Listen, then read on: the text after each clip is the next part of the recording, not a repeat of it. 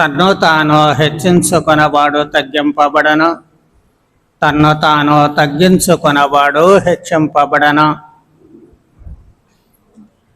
దేవుడు మనుష్యులను అందరినీ కూడా సమానముగానే సృజిస్తూ ఉన్నారు. జన్మించిన తర్వాతనే మనలో ఆంతర్యాలు అనేటువంటివి వస్తూ ఉన్నాయి. అయితే ప్రతి మనిషి జీవిత లక్ష్యము ఈ లోకములో భగవంతుడిని తెలుసుకుని ఆయనను ప్రేమించి సేవించి ఆ తర్వాత మోక్షాన్ని పొందడము, దైవరాజ్యములో ప్రవేశించడము. ఈ దైవరాజ్యములో ప్రవేశించాలి అంటే మొదటిగా మనము నీతిమంతులముగా మారాలి. మనము నీతిమంతులము అని మనం చెప్పుకోవడం కాదు, కానీ భగవంతుడు చెప్పాలి. మనకు మనమే డప్పు కొట్టుకుంటే నిజంగా మనం నీతిమంతులము కాకపోవచ్చు, కానీ అదే దేవుడు చెబితే 100% ఖచ్చితంగా మనము నీతిమంతులము అవుతూ ఉంటాము. బైబిల్ గ్రంథము అతి కొద్ది మందిని మాత్రమే నీతిమంతులు అని సంబోధిస్తూ ఉంటుంది. వారిలో ఇద్దరు పూర్వ నిబంధన కాలములో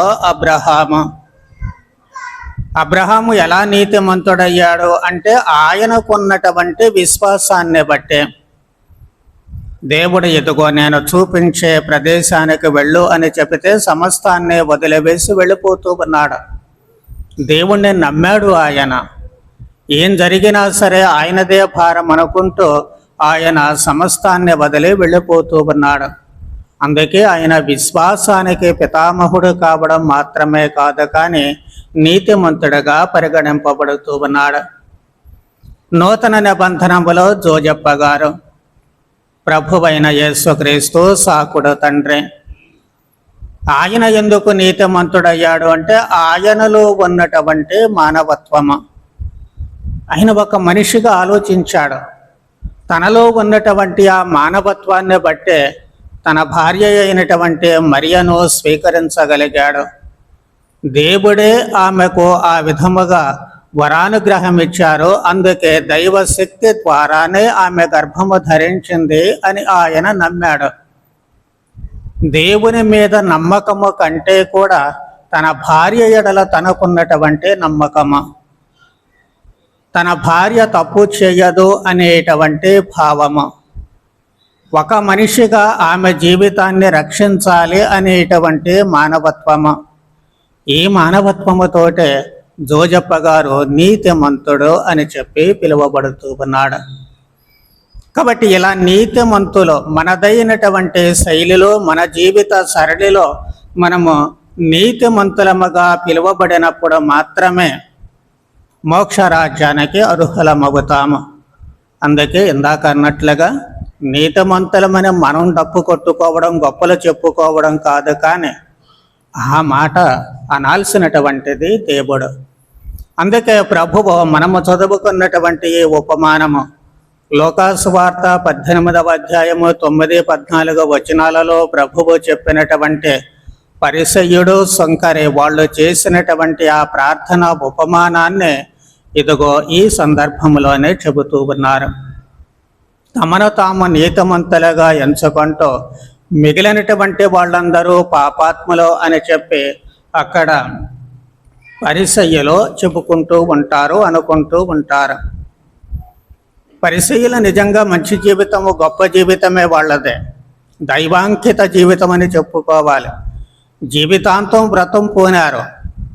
మోషే ఇచ్చినటువంటి ఆజ్ఞలన్నిటినీ కూడా తూచా తప్పకుండా పాటిస్తాము అని, ధర్మశాస్త్రము విధించినటువంటి నిబంధనలన్నిటినీ కూడా పాటిస్తామని చెప్పి వాళ్ళు కంకణం కట్టుకున్నారు, దీక్ష పూనారు, అలాగే జీవిస్తూ ఉన్నారు. తద్వారానే వాస్తవానికి ఆ రోజుల్లో యోధమతము సంరక్షించబడుతూ ఉంటుంది. కానీ లోపం ఎక్కడ? అన్నీ ఆచరిస్తూ ఉన్నప్పటికీ కూడా మరి వాళ్ళలో ఉండేటువంటి లోపము ఏమిటి అంటే తమకు తామే నీతిమంతులము అనుకోవడం. మేము ఇవన్నీ చేస్తూ ఉన్నాం కాబట్టి మేము గొప్పవాళ్ళము అనేటువంటి భావము. అది అహంకారానికి దారి తీస్తూ ఉంటుంది. అంతటితో ఆగిపోయిందా అంటే ఆగిపోవడం లేదు. తాము తప్ప మిగిలినటువంటి వాళ్ళందరూ కూడా పాపాత్ములే అనేటువంటి చులకన భావనలోనికి వెళ్ళిపోతూ ఉన్నారు. ఇతరులను చిన్న చూపు చూస్తూ ఉన్నారు. ఇతరులను పాపాత్ములుగా ఎంచుతూ ఉన్నారు. తత్ఫలితంగానే ఇంత చేసి కూడా అది బూడిదలో పోసిన పన్నీరులా తయారైపోతూ ఉంటుంది ఈ పరిసయ్యుల జీవితము. అందుకే ప్రభువు చక్కటి ఉపమానాన్ని చెబుతూ ఉన్నారు. ఆ ఉపమానములో ఇద్దరూ కూడా, పరిసయ్యుడు సుంకరి ఇద్దరూ ప్రార్థన చేయడానికి దేవాలయానికి వెళ్ళారు. మరి పరిసయ్యుడు చేసినటువంటి ప్రార్థనలో వాస్తవానికి నిజాయితీ ఉంది. ఆయన ఏం అబద్ధాలు చెప్పడం లేదు. ఆయన చెప్పినవన్నీ కూడా వాస్తవాలే. ఆయన ఏం చెబుతూ ఉన్నాడు? నేను లోభిని కాదు, అన్యాయము చేసేవాడనే కాదు, వ్యభిచారిని అంతకంటే కాదు, అందుకు నీకు కృతజ్ఞతలు అని చెబుతూ ఉన్నాడు. అంటే తనలో ఉన్నటువంటి ఏ చెడు లక్షణాలు లేవో, మంచి లక్షణాలే ఉన్నాయి అని చెప్పి ఆయన దేవుడికి చెబుతూ ఉన్నాడు. దానిలో నిజాయితీ ఉంది. ఆయన నిజంగానే అలా జీవిస్తూ ఉన్నాడు. కాబట్టి ఆయన అబద్ధాలేమీ అక్కడ చెప్పడం లేదు. ఇంకా ఏం చెబుతూ ఉన్నాడు? నేను వారమునకు 2 మారులు ఉపవసిస్తాను, నా ఆదాయములో 10వ వంతు చెల్లించుచున్నాను. సో మోషే ఆజ్ఞానుసారము తనకొచ్చినటువంటి ఆదాయములో 10వ భాగాన్ని చెల్లిస్తూ ఉన్నాడు. అది కూడా చాలా మంచి పనే. మరి ఉపవాసం చేస్తూ ఉన్నాడు. వారానికి 2 సార్లు, ఒక్కసారి కాదు 2 సార్లు చేస్తూ ఉన్నాడు. అది మంచి పనే. ఇన్ని మంచి పనులు చేస్తూ ఉన్నటువంటి ఆ పరిసయ్యుడు ప్రార్థన చేసిన తర్వాత ఇంటికి వెళ్ళేటప్పుడు ప్రభువు ఏం చెబుతూ ఉన్నారు? దేవుని ఎదుట నీతిమంతునిగా పరిగణింపబడి ఇంటికి వెళ్ళినది ఆ పరిసయ్యుడు కాదు అని ఘంటాపదంగా చెబుతూ ఉన్నారు. ఇన్ని మంచి పనులు చేస్తే దేవుడెందుకు ఆయనను నీతిమంతుడిగా ఎంచలేకపోతూ ఉన్నారు? దేవుని ఎదుట ఆయన ఎందుకు నీతిమంతుడు కాలేకపోతూ ఉన్నారు? ఒకే ఒక కారణము. ఏమిటి అంటే, అన్ని మంచి పనులు చేసి కూడా ఆయనలో దీనత్వము అనేటువంటిది లోపిస్తూ ఉంటుంది. ఆయనలో ఉన్నటువంటి అహంకారము ఆయన దేవుని ఎదుట నీతిమంతుడు కాలేకపోయేటట్లు చేస్తూ ఉంటుంది. ఎందుకు అంటే, తాను చేసినటువంటి మంచి పనులు అన్నీ కూడాను నేను చేశాను అనేటువంటి అహంభావము ఉంది. నేనే చేస్తున్నాను అనేటువంటి ఆ గొప్పదనము ఉంది. నేను గొప్ప అని అనుకోవడమే కానీ అసలు నువ్వు అవన్నీ చేయడానికి నీకు శక్తి ఇచ్చింది ఎవరు? నీకు జ్ఞానం ఇచ్చింది ఎవరు? నీకు తెలివితేటలు ఇచ్చింది ఎవరు? నీకు అసలు ఊపిరి పోసింది ఎవరు? ఇవన్నీ మర్చిపోతూ ఉన్నాడు. ఇవన్నీ దేవుడిచ్చాడు. దేవుడే అన్నిటికీ మూలము. ఆ విషయం మర్చిపోయాడు. అక్కడికి వచ్చి నేను గొప్ప అని చెప్పి తన గొప్పలు మాత్రమే చెప్పుకుంటూ తనలో ఉన్నటువంటి అహంభావాన్ని అక్కడ బయట పెడుతూ ఉన్నాడు. దేవుని గురించి పూర్తిగా మరచిపోయాడు. దైవ సన్నిధిలోనికి వచ్చినటువంటి ఆయన తాను ఎన్ని మంచి పనులు చేస్తూ ఉన్నాడు కాబట్టి వీటికి నీవు నాకు అనుగ్రహించినందుకు నీకు స్తోత్రాలు, నీవు నాకు ఈ శక్తి ఇచ్చినందుకు నీకు స్తోత్రాలు, నీవు నాకు ఈ జ్ఞానాన్ని ప్రసాదించినందుకు, నా ద్వారా ఈ పనులు చేయించగలిగినందుకు నీకు స్తోత్రాలు. ఇవి ఆయన చేయాల్సినటువంటి ప్రార్థన. దాన్ని వదిలివేశాడు. ఆయనలో ఆ దీనత్వము అనేటువంటిది లోపిస్తూ ఉంటుంది. దేవుణ్ణి మరచి దేవుడి స్థానములో తనను పెట్టుకుంటూ ఉన్నాడు. ఫలితంగానే నీతిమంతుడిగా పరిగణింపబడలేకపోతూ ఉన్నాడు. రెండవదిగా ఆయనలో అక్కడ ఆ దీనత్వము అనేటువంటిది, అతనిలో ఉన్నటువంటి గర్వము, అహంకారము ఎక్కడ దాకా పోతుంది అంటే, సరే నువ్వు చేసే గొప్ప పనులు నువ్వు చెప్పుకున్నావు, ఈ సోకే బాగానే ఉంది, కానీ అక్కడ ఏం చేస్తూ ఉన్నాడు? ఇతరుల వలె లోభిని కాను అంటూ ఉన్నాడు. వేరే వాళ్ళ మాదిరిగా నేను లోభిని కాదు, అన్యాయం చేసేవాడిని కాదు, వాళ్ళ మాదిరిగా వ్యభిచారిని కాదు అంటూ ఉన్నాడు. సరే, ఎక్కడో ఉండేటువంటి వాళ్ళని గురించి మాట్లాడుతున్నాడని వదిలివేసుకోవచ్చు. ఇంకా ఏం చెబుతూ ఉన్నాడు? ఈ సొంకరి వంటి వాడను కాను. తన వెనకాల నిలుచున్నాడే, లోపలకు కూడా రాకుండా గుమ్మం దగ్గర కూర్చొని కన్నీరు కార్చుకుంటూ ప్రార్థన చేసుకుంటూ ఉన్నాడు. ఇదిగో అలాంటినే నేను అసలే కాదండి అని చెప్పి ఒక మనిషిని చూపించి మరి అక్కడ చెబుతూ ఉన్నాడు. అంటే ఆయనను ఎంత తక్కువగా ఆయన చూస్తూ ఉన్నాడు, ఎంత హీనంగా చూస్తూ ఉన్నాడు, ఎంతగా ఆయన ఒకవేళ ఆ మాటలు వింటే ఆయన ఎంతగా మనస్సులో బాధపడుతూ ఉంటాడు. అది మాత్రం మర్చిపోతూ ఉన్నాడు. ఒకసారి ఒక గురువు దగ్గరకు ఒక యువకుడు వచ్చాడు. ఆయనకేదో సహాయం కావలసి వచ్చే మొత్తానికి ఆ గురువు గారిని కాళ్ళ వెళ్ళబడి బ్రతిమలాడుకొని ఆయన ఇవ్వగలిగినంత తీసుకొని జేబులు వేసుకొని వెళ్ళబోయేసరికి మరొక పెద్ద మనిషి వచ్చాడు. ఆ పెద్ద మనిషి ఆయన చేతిలో ఉన్నటువంటి ఆ డబ్బులు చూశాడు. ఆయనకు అర్థమైపోయింది, ఫాదర్ గారిని మాయ చేసి డబ్బులు గుద్దుకొని జేబులో వేసుకుపోతాడు, మళ్ళీ పోయి తాగుడుకో ఇంకా జోదానికో పెడతాడు. ఫాదర్ గారి పాపం తెలియక వాడు చెప్పిన మాటలన్నీ నమ్మి ఇచ్చేశారు అని చెప్పి ఆయన అనుకున్నాడు. వెంటనే అనేశాడు, ఫాదర్, ఎందుకంటే వాడిని నమ్మి డబ్బులు ఇచ్చారు మీరు? ఈ మనిషి త్రాగుడు జోదము ఎలాంటి వాటికి తప్ప ఏమీ లేదక జీవితాన్ని పాడు చేసుకుంటాడు. మీరు డబ్బులు ఇచ్చి వాడిని పాడు చేయడం తప్పితే ఇంకేమీ లేదు. అన్నీ అబద్ధాలేనండి, ఏది నిజం చెప్పడు. అట్లా అబద్ధాలు చెప్పి అందరి దగ్గర డబ్బులు తీసుకుని పోతూ ఉంటాడు. అనవసరంగా ఇచ్చారు అని చెప్పి ఆయన వెంటనే కోపోద్రిక్తుడై చెప్పి ఆ మనిషిని అలా అన్నాడు. ఆ అబ్బాయి బిక్క చచ్చిపోయాడు. ఫాదర్ గారు చెప్పారు, నాయన, వాడు అబద్ధాలు కోరే, వాడు చెడ్డవాడే కావచ్చు, కానీ మరి నువ్వు హంతకుడివి అవుతూ ఉన్నావు, కూనీకోరు అవుతున్నావు. ఆయన అబద్ధాల కూర అయితే నువ్వు కూనీకోరు అవుతూ ఉన్నావు. అదేంటి స్వామి నన్నట్లా అంటారు అంటే, అవును నాయన, ఆయనేమో అబద్ధాల కూరు, అది వాస్తవము. మరి నువ్వు ఇప్పుడు ఏం చేశావు? ఆ మనిషిని పట్టుకొని ఆ మనిషి ఎదుటే రకరకాలైనటువంటి మాటలను హింసించావు, మానసికంగా చంపేశావు. నువ్వు కత్తి తీసుకొని పడవలసినటువంటి అవసరం లేదు, కానీ మానసికంగా చంపేశావు. నువ్వు చేయాల్సింది అది కాదు. ఆయన మంచి కోరుకుంటున్నావు, ఓకే, సంతోషం. అలా అబద్ధాలు చెప్పి ఫాదర్ గారిని మోసం చేశాడని భావిస్తూ ఉన్నావు, అది కూడా కరెక్టే, తప్పేమీ కాదు. కానీ నువ్వు చేయాల్సింది ఏమిటి?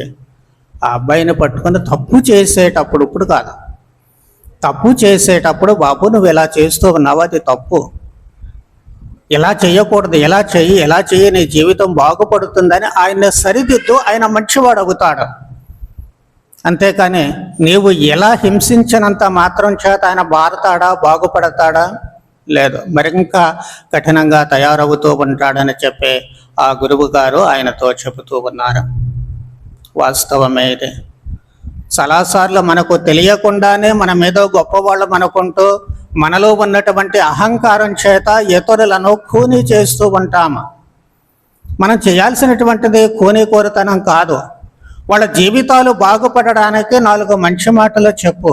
అది ఎప్పుడూ సరైనటువంటి విషయాలు సరైనటువంటి సమయంలో చెప్పాలి, లేకపోతే దులిపేసుకొని పోతారు అంతే, దానివల్ల ఉపయోగం ఏమీ ఉండదు. కాబట్టి మనము వారి ఎడల శ్రద్ధ చూపించినట్లయితే, వాళ్ళు బాగుపడాలి అనేటువంటి మనస్తత్వము మనకు ఉన్నట్లయితే, తప్పు చేసినటువంటి వాళ్ళు నీ కంటపడినప్పుడు, తప్పుగా జీవించేటువంటి వాళ్ళు నీకు తెలిసినప్పుడు, వాళ్లను సరి అయినటువంటి రీతిలో మందలిస్తూ సరిగా వాళ్ళను కరెక్ట్ చేసినట్లయితే వాళ్ళ జీవిత విధానము, ఆలోచన సరళి మారి వాళ్ళు మంచివాళ్ళు కావడానికి అవకాశము కలుగుతూ ఉంటుంది. అలా కాకుండా వాళ్ళ మనస్తత్వాన్ని ఎప్పుడూ మనం కూనీ చేయకూడదు. వాళ్ళ వ్యక్తిత్వాన్ని మనం ఎప్పుడూ కూడా 10 మందిలో నిలదీసి కూనీ చేయకూడదు. మన లక్ష్యం వల్ల కూడా వాళ్ళు బాగుపడాలి అన్నటువంటి సదుద్దేశం మాత్రమే అయి ఉండాలి. దానితోటే వాళ్ళ జీవితాలను ఎలా సరిచేయాలని చూడాలి, కానీ వాళ్లను మానసికంగా చంపివేసి మరింత క్రూరులుగా, కఠినాత్ములుగా, మరింత చెడ్డవాళ్ళుగా వాళ్ళని ఎప్పుడూ కూడా మనము చేయకూడదు. అందుకే ఇక్కడ పరిసయ్యుడు చేసినటువంటి రెండవ తప్పు అదే. ఈ సొంకరి వంటి వాడన కాదు, వీడి మాదిరిగా నేను జీవించడం లేదు, నేను చాలా నీతిమంతుడను అని చెప్పి ఆయన అనుకుంటూ దేవుడితో కూడా అదే మాట చెబుతూ ఉన్నాడు. ఫలితంగా అక్కడ జరిగింది ఏంటి? వచ్చాడు, ఏదో తన మానాన తాను వాక్కున్నాడు, మళ్ళీ తన మానాన తాను పోయాడు. దేవుడు మాత్రం ఏం చేస్తారు? బెల్లం కొట్టిన రాయిలా అలా మిగిలిపోతూ ఉంటారు. ఎందుకు అంటే ఆ మనిషి తాను వచ్చి తన గొప్పలు చెప్పుకొని పోయాడు. అసలు అక్కడ దేవుడు ఉన్నారు అనేటువంటి విషయాన్ని కూడా మర్చిపోతూ ఉన్నాడు. తను మాట్లాడేది దేవుడితో అనేటువంటి విషయం కూడా మర్చిపోతూ ఉన్నాడు. లేదా ఇంకా ఎలాంటి మంచి పనులు చేయాలంటే దైవశక్తి తనకు కావాలి కాబట్టి ఆ దైవశక్తిని కోరుకోవాలని మర్చిపోయాడు. ఆ దైవ జ్ఞానాన్ని కోరుకోవాలని మర్చిపోయాడు. దేవుని తోడు తనకు అన్ని వేళలా ఉంటే ఇంకా గొప్ప పనులు చేయవచ్చు అనేటువంటి విషయాన్ని మర్చిపోయాడు. కాబట్టి ఎలా వచ్చాడో అలాగే వెళ్ళిపోతూ ఉన్నాడు. అదే ప్రభువు చెప్పింది. ఇంకా అతడు నీతిమంతుడిగా పరిగణించబడడు, వచ్చాడు వెళ్ళాడు అంతే, అలాగే మిగిలిపోతూ ఉన్నాడు. ఇక రెండవ వ్యక్తి ఇక్కడ సొంకరి మనము గమనించినట్లయితే ప్రభువే చెబుతూ ఉన్నారు, నీతిమంతుడిగా పరిగణింపబడ్డాడు. ఎందుకు నీతిమంతుడిగా పరిగణింపబడ్డాడు అంటే మొట్టమొదటిది తన పరిస్థితిని గుర్తించాడు. తన జీవితం ఏమిటి అనేటువంటిది ఆయన గమనించాడు. 10 మంది చేత పాపాత్ముడు అని పిలువబడడం, ముద్ర వేయబడడం మాత్రమే కాదు, కానీ తన జీవన విధానములో ఉన్నటువంటి లోపాలు గుర్తించాడు. నేను పాపాత్ముడను, తనలో ఉన్నటువంటి పాప స్వభావాన్ని దేవుడి దగ్గర ఒప్పుకుంటున్నాడు.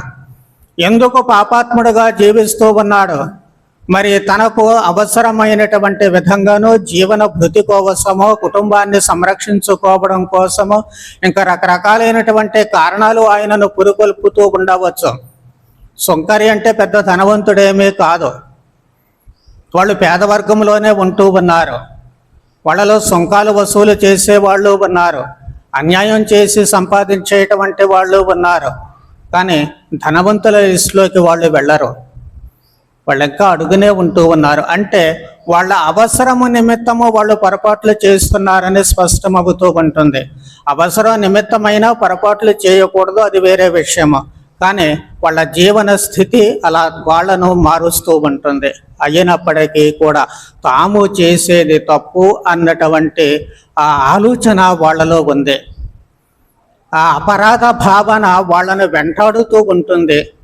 వాళ్ళ ఆత్మసాక్షి వాళ్ళని గద్దిస్తూ ఉంటుంది. దాన్ని తట్టుకోలేకపోతూ ఉన్నాడు. ఆయన ఎక్కడ స్వాంతన పొందగలడు? ఏ విధముగా తాను స్వాంతన పొందగలడు?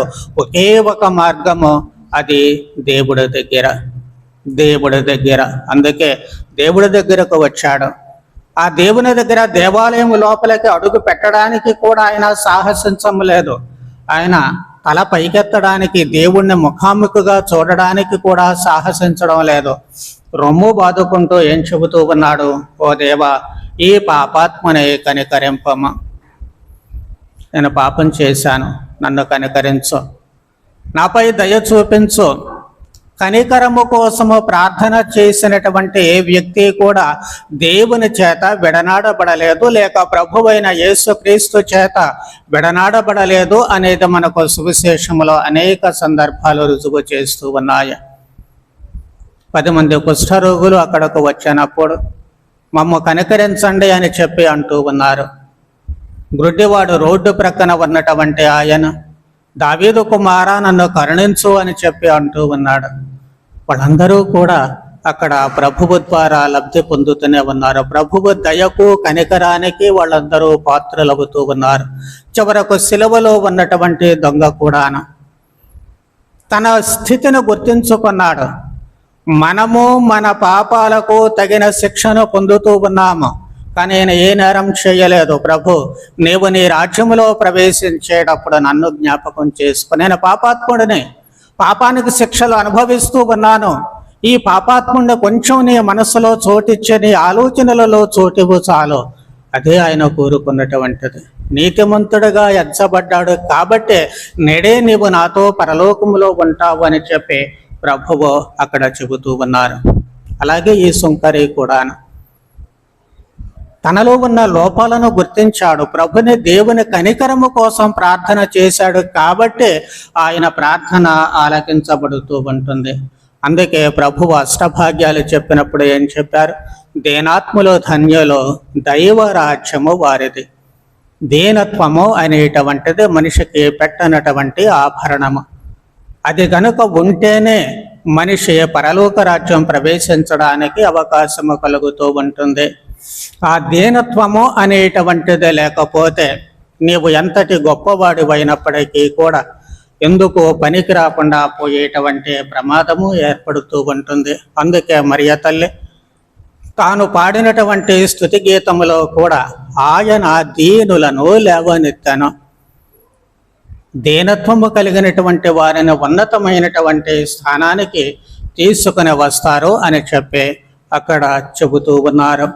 కాబట్టి ఆ దీనత్వము అనేటువంటిది మన జీవితంలో మన ప్రార్థనలో ఉంటూ ఉండాలి. మనలో ఉండేటువంటి ఆ అహంభావము అనేటువంటిది తీసివేసినప్పుడే ఈ దీనత్వము కలిగి మనము చేసేటువంటి ప్రార్థన ఎప్పుడూ కూడా మనలను ముందుకు నడిపిస్తూ ఉంటుంది, దేవుని ఎదుట నీతిమంతులుగా చేస్తుంది అనేటువంటిది మనము మరచిపోకూడదు. కాబట్టి ఈ ఉపమానము నుంచి మనము నేర్చుకోవాల్సినటువంటి అంశాలు మొట్టమొదటిది మనలో ఉన్నటువంటి ఆ గర్వాన్ని వదిలివేసి దీనత్వాన్ని సంతరించుకోవాలి. ఒకసారి ప్రపంచ ప్రఖ్యాతి చెందినటువంటి బాక్సర్ విమానంలో ప్రయాణం చేస్తూ ఉన్నాడు. ఆయన చేతిలో అప్పుడే తీసుకున్నటువంటి మరి ఆ బహుమానము మెమంటో కూడా ఉంది. చాలా సంతోషంగా ఉన్నాడు.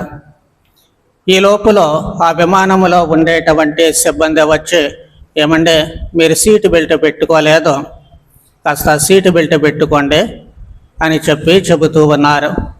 ఆయన, నేను ఎవరనుకుంటున్నావు? సూపర్ మ్యాన్, పెద్ద బాక్సర్ని, నేను సీటు బెల్ట్ పెట్టుకోవడం ఏంటో నేను పెట్టుకోను అని చెప్పి అన్నాడు. ఆ సిబ్బంది ఒకసారి ఆయనంక ఎగాదిగా చూసి, ఏమండే నిజమే మీరు సూపర్ మ్యాన్నే, మీరు సూపర్ మ్యాన్ కాబట్టి మీకు విమానం కూడా అవసరం లేదు, ఎక్కడి నుంచి దూకెళ్ళిపోండి అని చెబుతూ ఉన్నారు. ఏమవుద్ది దూకేస్తే? సూపర్ మ్యాన్ ఏదో సినిమాల్లో అట్లా పైకి ఎగిరిపోతాడు, కానీ నేను ఎక్కడికి ఎగిరిపోతాడు? ఏ అడవుల్లోనో ఏ సముద్రంలో పడి ఉట్టుకోమంటాడు. పెద్ద గొప్ప బాక్సరే అవ్వచ్చు, కానీ ఆ దీనత్వము అనేటువంటిది లేకపోతే ఇలాగే ఉంటుంది. కాబట్టి మనం చేసేటువంటి పనుల్లో కానీ మనం చేసేటువంటి ప్రార్థనల్లో కానీ ఈ గర్వము ఉంది, వదిలిపెట్టాలి. ఎందుకంటే గర్వం మిడిసిపాటు దేనికి? దేవుడిచ్చాడు ఈ తెలివితేటలు, దేవుడిచ్చాడు ఈ జీవితము, దేవుడిచ్చాడు మనకు ప్రతిభా పాఠవాలు.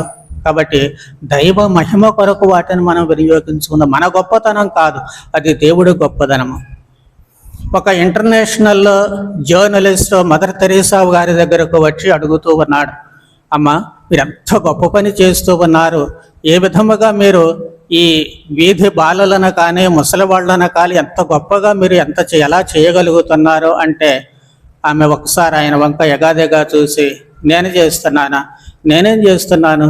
నేనేం చేయడం లేదు, అంతా దేవుడు చేస్తూ ఉన్నారు కదమ్మా. మీరు కుష్ఠ వ్యాధులకు కూడా స్వయముగా మీరే ఎవ్వరూ చేయలేనటువంటి సేవలు చేసి వాళ్ళను చక్కగా సంరక్షిస్తున్నారు, ఎంతటి గొప్పవాళ్ళు ఎవరూ లేరు అని చెప్పి అన్నప్పుడు, నాయన అది నేనేం చేయడం లేదు, దేవుడు నా చేతులను ఉపయోగించుకొని చేస్తూ ఉన్నారు, దేవుడు నన్ను ఉపయోగించుకొని చేస్తున్నారు, కానీ వాస్తవానికి నేను అందుట్లో ఏమీ చేయడం లేదు అని చెప్పి చాలా అమాయకంగా ముఖం పెట్టి మదర్ తెరీసా గారు చెప్పారట. అలాంటి దీనత్వం ఉండాలి, అలాంటి మిడిసిపాటు లేనటువంటి తనము ఉండాలి. అందుకే ఆమె యావత్ ప్రపంచము చేత అమ్మ అని పిలిపించుకోబడింది, నాస్తికుల చేత అమ్మ అని పిలిపించుకోబడింది, కమ్యూనిస్టుల చేత అమ్మ అని పిలిపించుకోబడింది. ఎక్కడికైనా ఏ రకంగా అయినా తాను స్వేచ్ఛకు అడుగు పెట్టేటువంటి అత్యంత గొప్ప స్థానాన్ని ఈ ప్రపంచంలో ఆమె సంపాదించగలిగింది అంటే దీనత్వమే, అహంకారం లేదు ఆమెలో. మరి మనకెందుకు ఆ అహంకారము, మనకెందుకు ఆ మిడిసిపాటు? వాటిని తీసి ప్రక్కన పెట్టినప్పుడు మాత్రమే మన జీవితాలు దేవుడికి ఆమోదయోగ్యంగా అవుతూ ఉంటాయి. రెండవది ప్రార్థన. మనం చేసేటువంటి ప్రార్థనలో కూడా మొట్టమొదటిగా ఉండాల్సింది ఏమిటి అంటే పశ్చాత్తాపం. ఏ ప్రార్థన అయినప్పటికీ కూడా మనము పాపాత్ములమే, ఎంత గొప్పవాళ్ళమైనప్పటికీ మనలో లోపాలు ఉంటాయి, పాపాలు ఉంటాయి. కాబట్టి మన ప్రార్థనలో పశ్చాత్తాపము అనేటువంటిది ఖచ్చితంగా ఉండి తీరాలి. దేవుణ్ణి క్షమాపణ అడగడం ఖచ్చితంగా ఉండి తీరాలి. అందుకే అత్యంత పవిత్రమైనటువంటి ఈ దివ్య బలి పూజలో తల్లి శ్రీ సభ ప్రారంభంలో ఏం చేస్తూ ఉంటుంది? పశ్చాత్తాప క్రమం పెడుతూ ఉంటుంది. మనము ఈ దివ్య బలి పూజలో యోగ్యముగా పాల్గొనడానికి మన పాపాలకు పశ్చాత్తాప పడుతూ ఉంటాము. అందుకే నేను చాలాసార్లు కొద్దిసేపు ఆలస్యంగా మొదలు పెడుతూ ఉంటాను.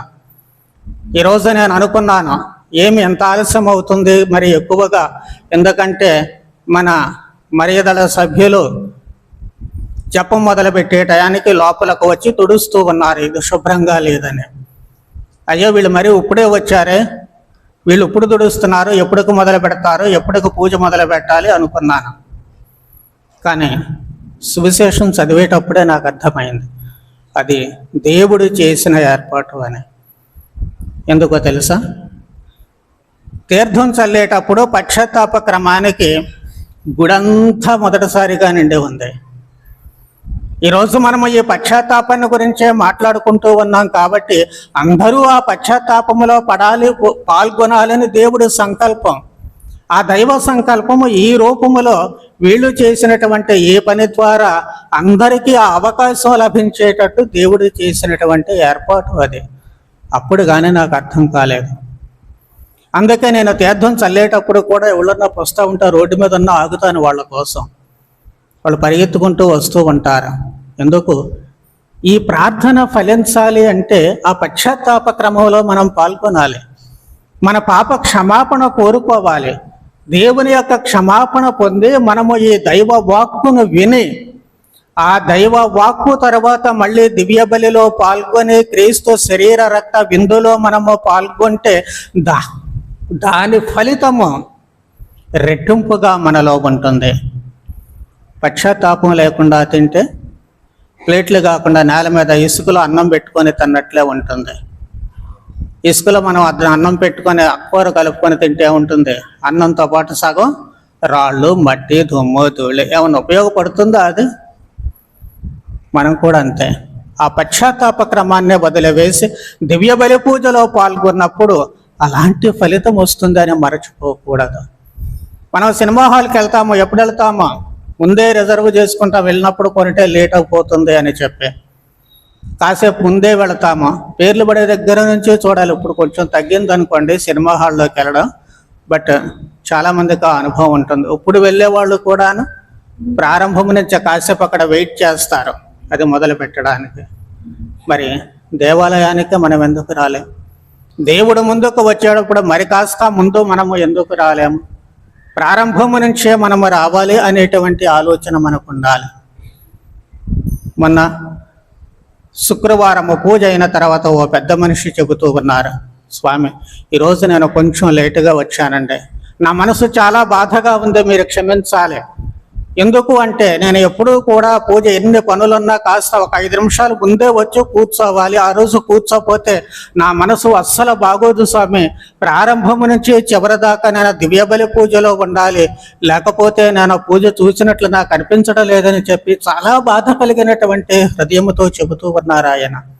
ఆ ముఖంలో ఆ బాధ చాలా స్పష్టంగా కనిపిస్తూ ఉంటుంది. అది ఆయన ఒక్కడి బాధే కాకూడదు, మనందరి బాధ కావాలి. దేవాలయానికి వచ్చేటప్పుడు బోల్డైన పనులు ఉంటాయి కాదని మనం చెప్పం, ఎమర్జెన్సీ పనులు ఉంటాయి కాదని ఎప్పుడు చెప్పం. కానీ దివ్య బలి పూజలో మాత్రము మనము ఆ పశ్చాత్తాప క్రమంలో పాల్గొనాలి. అప్పుడే మనము నీతిమంతులుగా దేవుడి చేత మనము నియమించబడతాము, ఎన్నుకోబడతాము. సొంకరి చేసినటువంటిది అది, ఈ పాపాత్మను కనికరించండి ఆ పశ్చాత్తాపము. కాబట్టి మన ప్రార్థనలో అన్ని వేళలా కూడా దేవుడు మన ప్రార్థన వినాలి అంటే, మన విన్నపాలు ఆలకించాలి అంటే, మనకు తన వరానుగ్రహాలు ఇవ్వాలి అంటే, మనలో ఉన్నటువంటి ఆ పాప స్థితిని ఒప్పుకొని ఆయనను క్షమాపణ వేడుకోవాలి. కాబట్టి ఆ పశ్చాత్తాపము, క్షమాపణ అనేటువంటిది మన ప్రార్థనలలో అన్ని వేళలా ఉండాలి. మూడవది మనం నేర్చుకోవాల్సినటువంటిదే, మనలను మనం సమర్థించుకోవడం మానుకోవాలి. మనలను మనం సమర్థించుకోవడం మానుకోవాలి. ప్రతిదానికి ఏదో నోటుకొచ్చింది అనేస్తాం, మళ్ళీ దాన్ని సమర్థించుకోవడానికి నానా తెప్పులు పడుతూ ఉంటాం. ఏదో ఒక దురాగతం చేస్తూ ఉంటాం, దానికి మళ్ళీ నానా రకాలుగా సమర్థింపులు పెట్టుకుంటూ ఉంటాము. నువ్వు దేవాలయానికి ఎందుకు రాలేదు, పూజ ఎందుకు రాలేదు, 1,00,000 కారణాలు కనపడతాయి. నువ్వెందుకు ఆ మనిషిని తిట్టావు, ఎందుకు ఆ మనిషిని కొట్టావంటూ బోల్డ్ అన్ని కారణాలు కనపడుతూ ఉంటాయి. సమర్థించుకోవడాలు మానివేయాలి. మనలను కాదు మనం సమర్థించుకోవాల్సింది. అవసరమైతే అవతల వాళ్ళని సమర్థించు. ఎప్పుడైతే మనము వాళ్ళని సమర్థిస్తూ ఉంటామో వాళ్లకు కనువిప్పు కలుగుతూ ఉంటుంది. అయ్యో నేను తప్పు చేసినా నన్ను సమర్థించారే, 10 మందిలో నేను నవ్వుల పాలు కాకుండా నన్ను కాపాడారే, 10 మందిలో నాకు తలవంపులు రాకుండా నన్ను సమర్థించారే, ఇక ఎప్పుడు ఇలాంటి తప్పుడు పని చెయ్యకూడదని వాళ్ళలో పరివర్తన కలుగుతూ ఉంటుంది. అదే మనల్ని మనం సమర్థించుకుంటే నా అంతటోడు లేడు అని ఎవరు ఏం చేయలేరు. ఎదుకొచ్చి నిలబడమనండి, ఏమనగలరా నన్ను? ఏమీ అనలేరు. ఎలాంటి గర్వానికి లోనవుతూ ఉంటాము, అహంకారానికి లోనవుతూ ఉంటాము. అహం పెరిగిన కొద్దిగా పెరుగుట విరుగుడు కొరకానే మళ్ళీ కుప్పకూలిపోవడానికి తప్ప దేనికి పనికిరాదు అక్కడ. కాబట్టి ఎప్పుడూ కూడా మనలను మనం సమర్థించుకోకూడదు. మనం తప్పు చేసామంటే మనము తప్పు ఒప్పుకోవాల్సిందే, ఆ తప్పును గురించి క్షమాపణలు అడగాల్సిందే. మళ్ళీ అలాంటి తప్పు చేయకూడదని భీష్మించుకోవాలి. అది మనం చేయాల్సినటువంటిది. అవసరమైతే ఇతరులను సమర్థించి వాళ్ళ పరివర్తనకు మనం నాంది పలకాల్సినటువంటి అవసరము ఏర్పడుతూ ఉంటుంది. ఇవి కనుక మనం ఎప్పుడూ చేస్తూ ఉన్నట్లయితే దేవుని ఎదుట మనము నీతిమంతులుగా ఉంటూ ఉంటాము. అది చాలు, మన పరలోక రాజ్య ప్రవేశానికి మార్గము తేలిక అవుతూ ఉంటుంది. కాబట్టి ఈ దివ్య బలి పూజలో పాల్గొనేటువంటి మనకు అవసరమైనటువంటి శక్తి, ధైర్యము, బలము అన్నీ కూడా ఇదిగో ఈ దివ్య సత్ప్రసాదము ద్వారానే లభిస్తూ ఉంటాయి. కాబట్టి మనలో ఆ ప్రభువు మాదిరిగా దీనత్వము ఉండగలిగేటట్లు, సాధుశీలుడనని, వినమ్ర హృదయుడనని నా నుండి నేర్చుకునండి అనే ప్రభువే అంటూ ఉన్నారు. కాబట్టి ఆ దీనత్వాన్ని ప్రభువు నుంచే మనము నేర్చుకొని, అదే దీనత్వాన్ని మరియ తల్లే ఇదిగో ప్రభువు దాసురాలను నీ మాట చొప్పున నాకు జరగనుగా అని చెప్పగలుగుతూ ఉన్నారు. అలాగే మన జీవితంలో కూడా మనలో ఉన్న గర్వాన్ని, అహంభావాన్ని అన్నీ తీసి ప్రక్కన పెట్టేసి ఆ దీనత్వముతో దేవునిపై పూర్తిగా ఆధారపడి జీవించేటువంటి మనస్తత్వాన్ని మనందరికీ ప్రసాదించమని ప్రార్థన చేద్దాం. పితా పుత్ర పవిత్ర ఆత్మనామమున. దేవుడు మిమ్ము మీ కుటుంబములను దీవించుదరగాక.